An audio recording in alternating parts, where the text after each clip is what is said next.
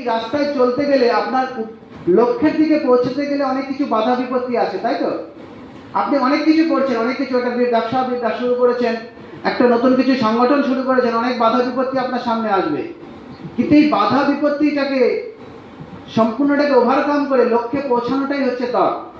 তাই আপনি যখন লক্ষ্যে পৌঁছাবেন তখন অনেক কিছু বাধা আসবে, প্রতিকূলতা আসবে, সেগুলোকে সঠিকভাবে সহজভাবে স্বীকার করে নিয়ে নিরন্তর সমস্ত ক্ষুধা তৃষ্ণা সুখ দুঃখ লাভ ক্ষতি মান অপমান স্তুতি নিন্দা জয় পরাজয় এগুলোকে ওভারকাম করতে হবে। আপনি একটা কাজ করতে গেছেন, সেখানে কেউ আপনার পরনিন্দা করে ফেললো, আপনি তাকে দুঃখী হয়ে আপনি কাজ থেকে সরে গেলেন।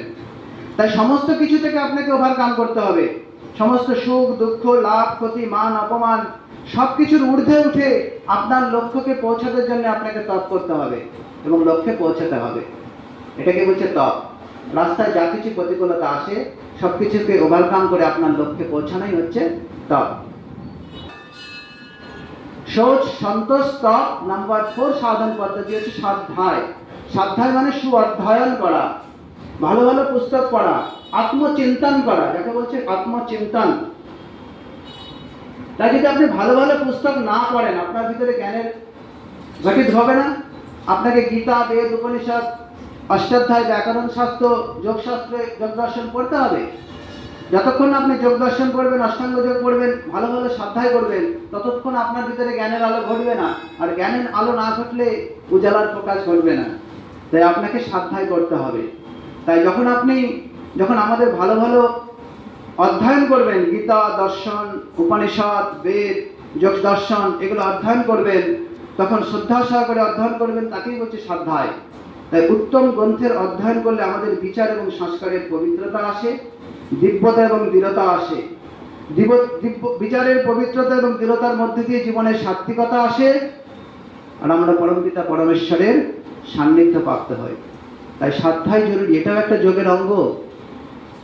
তাই অষ্টাঙ্গ যোগের নিয়মের চতুর্থ সাধন পদ্ধতি হচ্ছে স্বাধ্যায়। নাম্বার 5 ঈশ্বর পরিধান।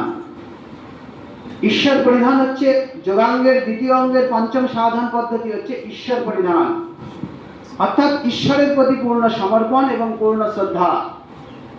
ঈশ্বরের প্রতি পূর্ণ সমর্পণ এবং পূর্ণ শ্রদ্ধা যতক্ষণ না আমাদের আসবে, সব কাজকে ঈশ্বরের কাজ বলে মনে করে না করবো, ততক্ষণ আমরা সেই কাজের সফলতা কম পাই। দেখুন, মায়েরা যেদিন রান্না করে, যেদিন ঠাকুরের জন্য রান্না করে, যেদিন আজকে ভোগ লাগাতে হবে, সেদিনের রান্নার স্বাদটা কেন বাড়ে? যেদিন আপনি ঈশ্বরকে ভোগ দেবেন, আজকে পূজা হচ্ছে, আপনি ভোগ রান্না করছেন, সেদিনের রান্নাটা কেন স্বাদ হয়? আপনি চিন্তনটা সেভাবেই করছেন যে আজকে ঈশ্বরকে ভোগ লাগাবো। তাই ঈশ্বরের যদি সেই রান্নার সঙ্গে সঙ্গে আপনি যে কোনো কাজকে, আপনার যে কোনো কর্মকে যখন ঈশ্বরের প্রতি সমর্পিত করে করবেন, শ্রদ্ধা করে করবেন, সেই কাজটা দেখবেন সাকসেস রেট সম্পূর্ণ সবচেয়ে বেশি হবে।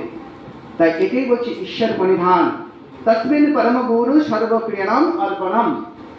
তস্মিন পরম গুরু সর্বক্রিয়াণাম অর্পণম, অর্থাৎ সমস্ত কাজকে গুরু এবং পরম গুরুর প্রতি সব কর্মকে অর্পণ করে দেওয়া।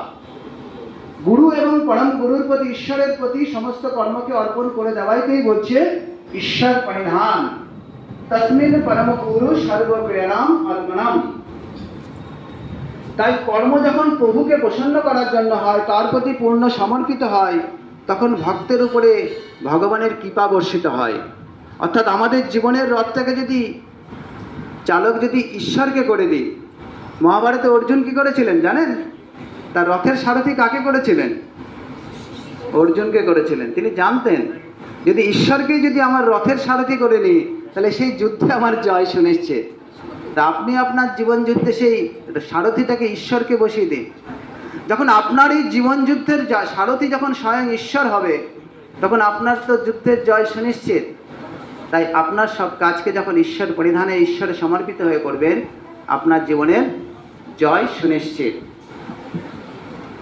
তাই এই হচ্ছে অষ্টাঙ্গ যোগের দ্বিতীয় অঙ্গের সাধন পদ্ধতি, যেটা 5টা কি বললাম?